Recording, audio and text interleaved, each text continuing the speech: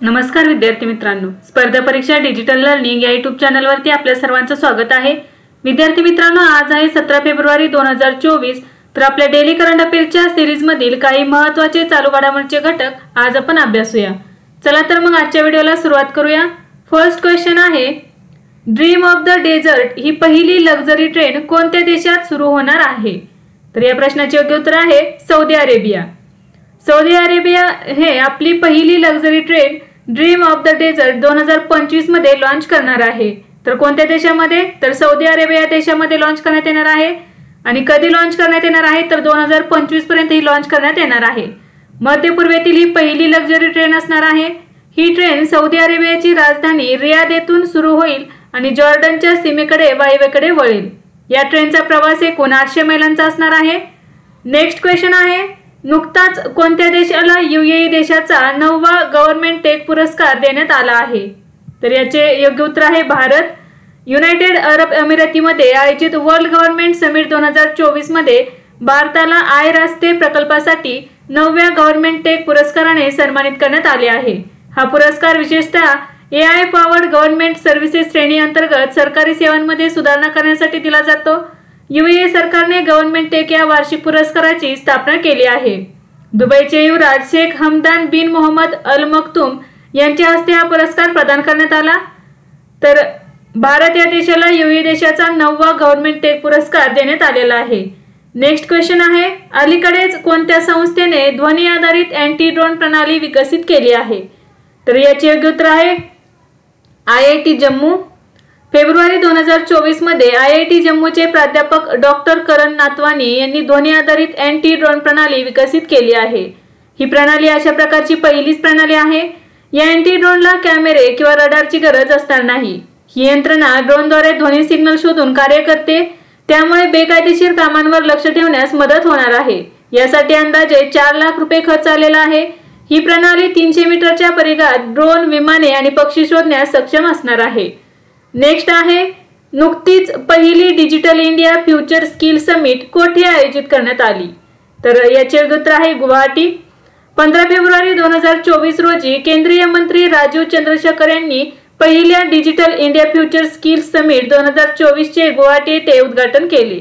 National institute of electronics and IT च्या सहकार्याने electronics आणि माहिती तंत्रज्ञान मंत्रालयाने गुवाहाटी येथे भविष्यातील कौशल्य शिखर परिषदेचे आयोजन केले होते। या परिषदेत आघाडीचे उद्योगपती आणि शिक्षण तज्ञांसह 1000हून अधिक लोक सहभागी होत आहेत।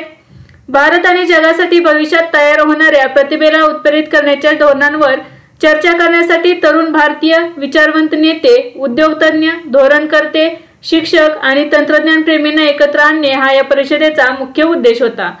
नेक्स्ट आहे, अलीकडेच अदानी ग्रीन एनर्जी लिमिटेडने जगातील सर्वात मोठ्या अक्षय ऊर्जा प्रकल्पात वीज निर्मिती सुरू केली आहे। तो प्रकल्प कोठे आहे? तर याचे योग्य उत्तर आहे कच्छ या ठिकाणी, गुजरात राज्यातील कच्छ या ठिकाणी।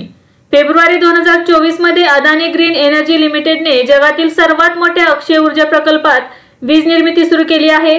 या प्लॅन्टची एकूण क्षमता 30 गिगावॅट एवढी आहे। यामुळे सुमारे 1.8 कोटी घरांना वीज मिळणार आहे। फेब्रुवारी 2024 मध्ये 551 मेगावॅट क्षमतेचे उत्पादन सुरू केले आहे। हा प्लॅन्ट 726 चौरस किलोमीटर क्षेत्रामध्ये उभारला आहे। नेक्स्ट आहे, अलीकडेच एसबीआय कॅपिटल मार्केट्सचे एमडी आणि सीईओ म्हणून कोणाची नियुक्ती करण्यात आली आहे? तर याचे योग्य उत्तर आहे वीरेंद्र बन्सल। फेब्रुवारी 2024 मध्ये वीरेंद्र बन्सल यांची एसबीआय कॅपिटल मार्केट्सचे एमडी आणि सीईओ म्हणून नियुक्ती करण्यात आली आहे। त्यांनी राजीव कुमार सिन्हा यांची जागा घेतली आहे। यापूर्वी ते एसबीआयच्या यूएस ऑपरेशन्सचे कंट्री हेड होते। तसेच त्यांनी एसबीआय न्यूयॉर्क शाखेचे मुख्य कार्यकारी अधिकारी आणि एसबीआय कॅलिफोर्नियाचे उपाध्यक्ष म्हणूनही काम केले आहे। नेक्स्ट आहे, नुकतीच नीती आयोगाने कोणत्या 4 शहरांच्या आर्थिक परिवर्तनाची योजना आखली आहे? तर याचे योग्य उत्तर आहे मुंबई, सुरत, वाराणसी आणि विशाखापट्टणम। फेब्रुवारी 2024 मध्ये नीती आयोगाने मुंबई, सुरत, वाराणसी आणि विशाखापट्टणमच्या आर्थिक परिवर्तनाचे विजन तयार केले आहे। नीती आयोग 2047 पर्यंत भारताची अर्थव्यवस्था USD 30 ट्रिलियन विकसित करण्यासाठी विजन डॉक्युमेंट तयार करत आहे। विजन डॉक्युमेंट मध्ये आर्थिक वाढ, सामाजिक प्रगती, पर्यावरण शाश्वतता आणि सुशासन यासह विकासाच्या विविध पैलूंचा समावेश असणार आहे।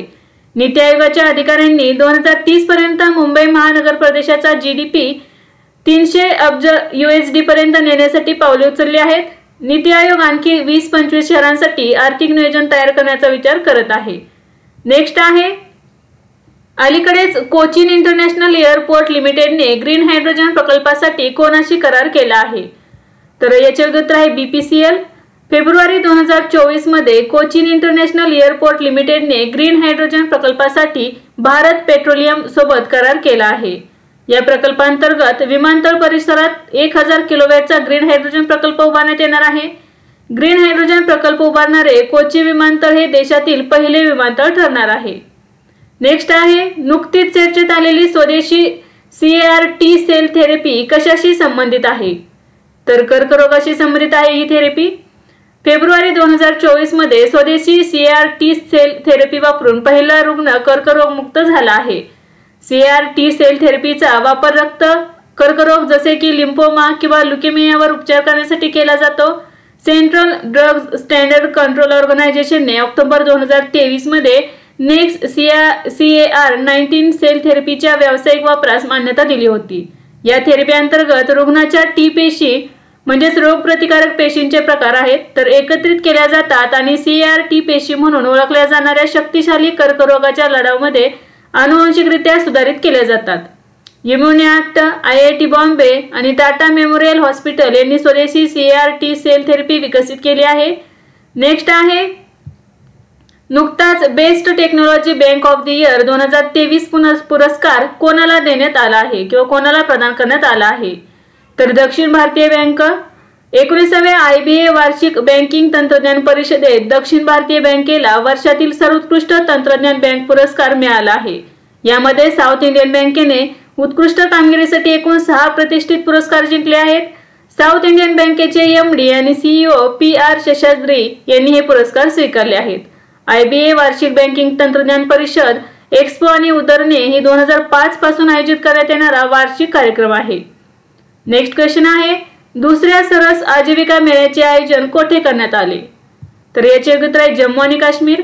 फेब्रुवारी 2024 मध्ये सरस आजीविका मेळ्याच्या दुसऱ्या आवृत्तीचे आयोजन जम्मू आणि काश्मीर या केंद्रशासित प्रदेशात करण्यात आले। मुख्य सचिव अटल दुल्लू यांनी जम्मू आणि काश्मीर ग्रामीण आजीविका मिशनद्वारे आयोजित सरस आजीविका मेळ्याच्या दुसऱ्या आवृत्तीचे उद्घाटन केले।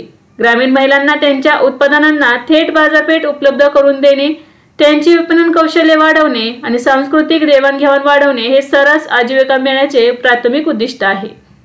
नेक्स्ट आहे, नुकतीच जल जीवन मिशन आणि स्वच्छ भारत मिशन ग्रामीण वरील राष्ट्रीय परिषद कोठे आयोजित करण्यात आली?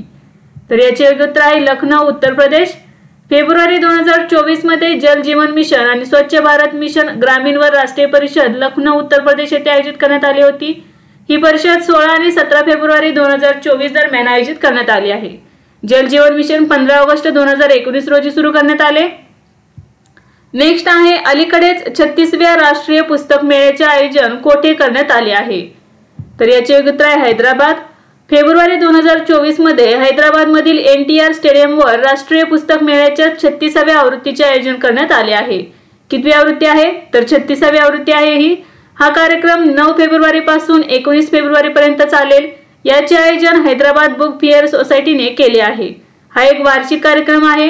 वाचन संस्कृतीचे पुनरुज्जीवन करण्याचा या मेळाव्याचा मुख्य उद्देश आहे। नेक्स्ट आहे, नुकतीच बिहार विधानसभेच्या अध्यक्षपदी कोणाची निवड झाली आहे? तर याचे उत्तर आहे नंदकिशोर यादव। फेब्रुवारी 2024 मध्ये भाजपचे ज्येष्ठ नेते नंदकिशोर यादव यांची बिहार विधानसभेच्या अध्यक्षपदी एकमताने निवड झाली आहे। राज्य विधानसभेच्या विशेष सभेत निवडणूक प्रक्रियेनंतर त्यांची सभापती निवड करण्यात आलेली आहे। तर बिहार राज्याचे नुकतेच मुख्यमंत्री कोण झालेले आहेत? तर नितीश कुमार। नेक्स्ट आहे, नुकताच कर्करोग संशोधनासाठी AIIMS नवी दिल्लीने कोणासोबत सहकार्य करार केला आहे? तर याचे उत्तर आहे लिव्हरपूल विद्यापीठ। फेब्रुवारी 2024 मध्ये युनिव्हर्सिटी ऑफ लिव्हरपूल आणि एम्स नवी दिल्ली यांनी AIIMS Liverpool collaborative centre for translational research in head and neck cancer अलायन्सवर सहकार्य करार केला आहे। या करारावर स्वाक्षरी करताना केंद्रीय आरोग्य मंत्री डॉक्टर मनसुख मांडविया उपस्थित होते। अलायन्स परिभाषित धोरणात्मक उद्दिष्टांच्या स्थापनेद्वारे अत्याधुनिक वैद्यकीय नवकल्पना आणि सानुकूलित कर्करोग उपचार प्रदान करण्याचा प्रयत्न करते। तर आजच्या विद्यार्थी मित्रांनो, आज आपण काही महत्त्वाचे चालू घडामोडीचे घटक पाहिले। यासारखेच नवनवीन व्हिडिओ पाहण्यासाठी चॅनलला लाईक करा आणि सबस्क्राइब करायला विसरू नका। धन्यवाद।